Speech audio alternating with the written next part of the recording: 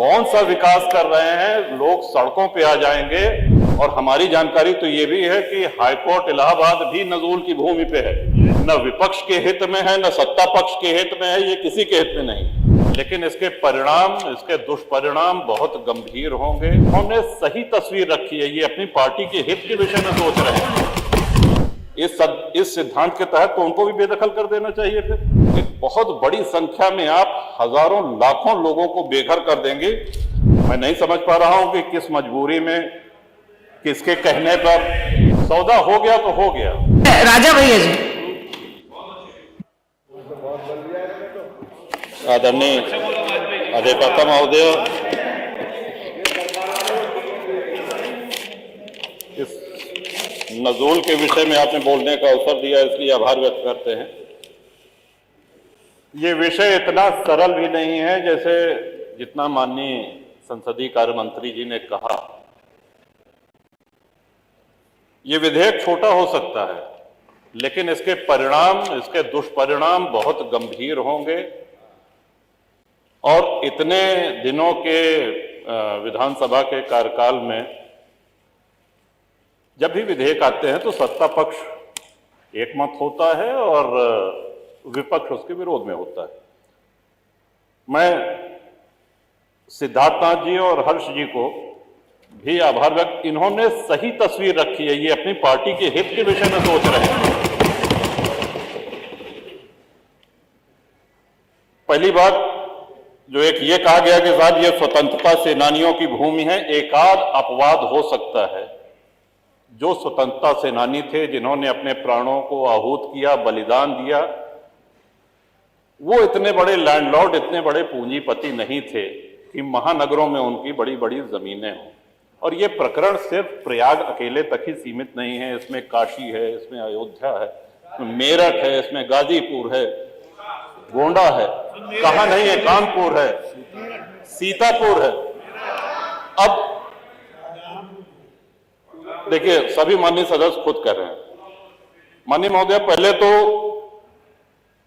Bonafide एक शब्द जो इसमें कहा गया कि जिसने लीज की किसी भी शर्त का उल्लंघन न किया हो, उनको छांट करके ये उनको चॉइस दी गई कि आप चाहें तो ये किस्त जमा करके और अपना फ्री होल्ड करा लीजिए।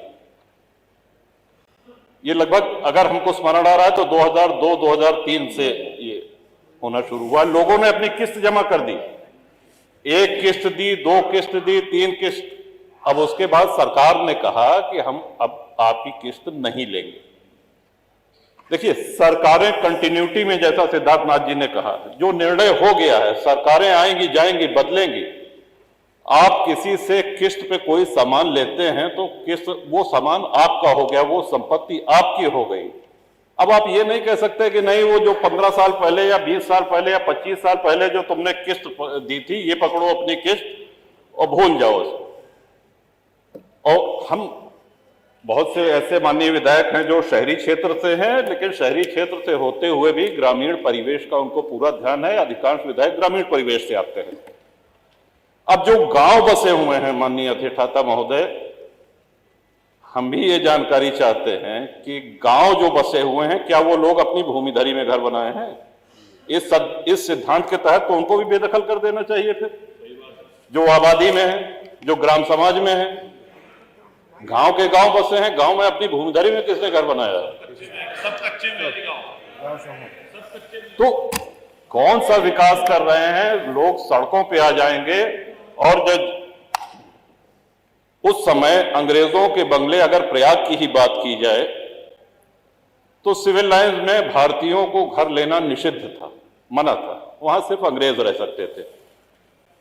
अपनी सेवा के लिए उन्होंने गाड़ीवान, कोचवान, बग्घी चलाने वाले, धोबी, माली, खानसामा, इन लोगों को वहां पे स्थापित किया, जो पुष्ट दर पुष्ट वहां पे चले आ रहे हैं। सागर पेशा एक बहुत बड़ा आंदोलन है प्रयागराज का।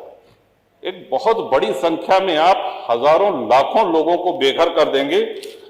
3200 प्रार्थना पत्र लंबित हैं। 2300 लोग ऐसे हैं जिन्होंने अपनी किस्त जमा कर दी है। और हमारी जानकारी तो ये भी है कि हाईकोर्ट इलाहाबाद भी नजूल की भूमि पे है।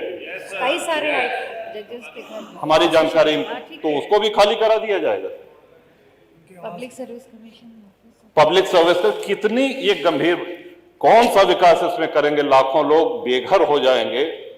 और मैं नहीं समझ पा रहा हूं कि किस मजबूरी में, किसके कहने पर, किन अधिकारियों की फीडिंग पर ये ले आया गया है। ये कहीं से भी न जनहित में है, न विपक्ष के हित में है, न सत्ता पक्ष के हित में है, ये किसी के हित में नहीं। आप सारे विधायकों की आप पीड़ा, उनका जो मर्म है उसको समझने का प्रयास करें। ये विधेयक तो यहां आना ही नहीं चाहिए था, लेकिन चूंकि आ गया है तो अब आने के बाद मजबूरी है, इसको प्रवर समिति को भेजा जाना चाहिए। और साथ ही साथ जिन लोगों की किस्त जमा है, सौदा हो गया तो हो गया, किस्त आपने तय करी, किस्त की रकम सरकार ने तय करी है। अब जब 2 किस्त 3 किस्त दे दिया, अब आप कह रहे हैं कि नहीं हम नहीं लेंगे, तो ये नहीं होगा, होना नहीं चाहिए, न्याय संगत नहीं है।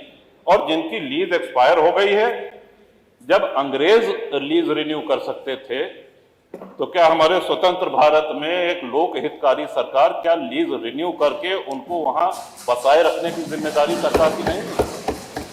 सबको बेघर करके भगा देंगे? कौन सा विकास हो रहा है?